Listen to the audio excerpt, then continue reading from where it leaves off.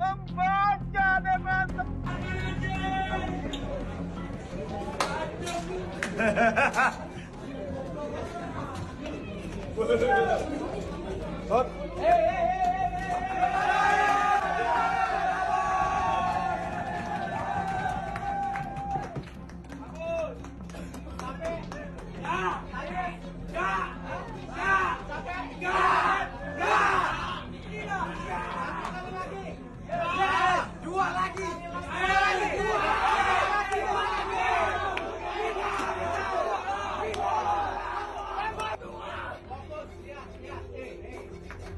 satu game lagi sudah kunci ke Olimpiade.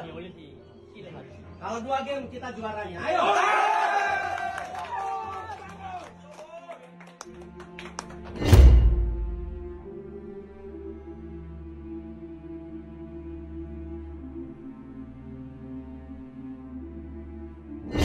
Contohlah nak bagi tahu, kita selalu compare pada Indonesia. Average age 23.6, one of the youngest team dekat ASEAN Cup. Semalam menentang Vietnam, mereka menang 1-0, 3 mata. Kita melihat approach mereka sepanjang 90 minit. First game mereka tewas, second game mereka keluar. Konsistensi daripada minit pertama ke 90. Kita bukan banding dengan Japan, Korea, Jordan. Kita banding dengan negara jiran yang selalu kita bertanding. Only 2-3 years ago kita menang dengan mereka. Baru-baru ni kita tewas dengan mereka last 2 years. Tapi nampak apabila mereka hadir di ASEAN Cup, mereka kutip 3 mata yang berharga menentang Vietnam yang boleh katakan agak gah di Southeast Asia. Di manakah kita sekarang dan selepas perlawanan ini?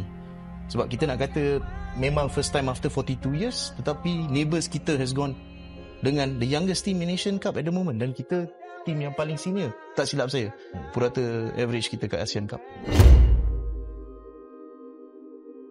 Era baru sepak bola Indonesia sukses mengguncang dunia. Sejarah tercatat kala tim nasional sepak bola Indonesia U23 berhasil mengalahkan Korea Selatan U23 di babak perempat final Piala Asia U23 di Stadion Abdullah bin Khalifa, Doha, Qatar, Jumat 26 April 2024. Tim asuhan Shin Tae-yong menaklukkan Korea Selatan melalui adu penalti 11-10. Pratama Arhan menjadi penentu kemenangan lewat sepakan ke sisi kanan gawang penjaga gawang Korea Selatan, Jae-baek. Berstatus sebagai debutan di kompetisi kelompok umur level Asia itu, Garuda Muda berhasil lolos ke semifinal. Ini sekaligus rekor pertama timnas Garuda Muda unggul atas Korea Selatan dalam kelompok umur U23. Sebelumnya Indonesia lolos setelah finish di urutan kedua babak penyisihan grup A dengan 6 poin hasil dari 3 laga. Pasukan Shin Tae-yong itu menemani Qatar yang menjadi juara grup A dengan 7 poin. Pujian memang layak dialamatkan kepada Rizky Ridho DKK. Pasalnya grup tersebut terhitung grup berat jika tidak bisa disebut grup neraka. Indonesia harus bersaing dengan tuan rumah Qatar, Australia, dan Yordania. Dari 4 tim tersebut, ranking FIFA Indonesia adalah yang terendah. Pada laga pertama, timnas Indonesia kalah 0-2 dari Qatar.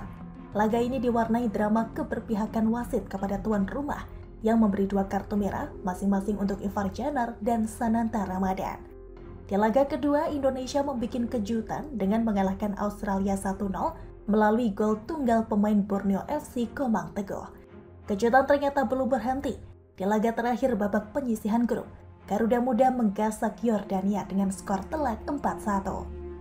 Penampilan Garuda Muda di Piala Asia U23 2024 pun menyita perhatian dunia, mulai dari pengamat sepak bola asal Australia Paul Williams, media Korea Selatan Yonhap dan The Korea Herald, hingga media Irak turut menyoroti kekuatan timnas Indonesia. Lolosnya timnas Indonesia U23 ke semifinal Piala Asia U24 menjadi rekor dan keajaiban kesekian yang ditorehkan tim asuhan Shin Tae-yong. Untuk itulah timnas Indonesia di bawah asuhan Shin Tae-yong yang diisi para pemain naturalisasi mulai diperhitungkan sebagai macan Asia. Pasalnya, kualitas dari campuran pemain berdarah Indonesia Belanda ini bisa dibilang setara dengan raksasa sepak bola yang ada di kawasan Asia. Sebab, mayoritas pemain naturalisasi skuad Garuda saat ini besar dan menimba ilmu di Belanda, negara dengan filosofi dasar sepak bola terbaik yang ada di dunia. Melihat kualitas timnas Indonesia saat ini yang hampir menyerupai Belanda dengan julukan singa tanpa mahkota miliknya, tentu membuat sebagian negara Asia was-was saat harus menghadapi timnas Indonesia. bukan hanya di Piala Asia U23. Sebelumnya, timnas Indonesia juga dipastikan mengunci satu tiket ke putaran ketiga kualifikasi Piala Dunia 2026 setelah berhasil bertengger di posisi kedua klasemen grup F putaran keempat zona Asia. Menariknya, hal ini terjadi berkat dua kemenangan beruntun yang diraih timnas Indonesia kala menghadapi Vietnam, di mana para pemain naturalisasi memiliki andil besar atas takluknya skuad naga emas yang tidak mampu mereka imbangi. Tak mengherankan jika sejumlah negara Asia, khususnya Asia Tenggara, merasa khawatir terhadap level timnas Indonesia saat ini.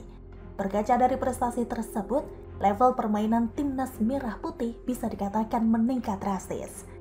Vietnam menjadi salah satu negara yang was-was dengan kemajuan timnas Indonesia. Karena dengan status Vietnam yang merupakan salah satu tim terbaik di ASEAN, tidak sanggup memberikan perlawanan berarti terhadap wajah baru timnas Indonesia saat ini. Talenta-talenta terbaik yang dikumpulkan PSSI dan Shin Taeyong ini juga bisa bikin minder Malaysia hingga Thailand. Dulu, timnas Indonesia seringkali diremehkan dan tidak dianggap oleh Malaysia. Malaysia hanya fokus dengan Thailand dan Vietnam. Namun, kini julukan Raja Sepak Bola ASEAN yang selama ini diemban oleh Thailand bisa saja direbut oleh Indonesia.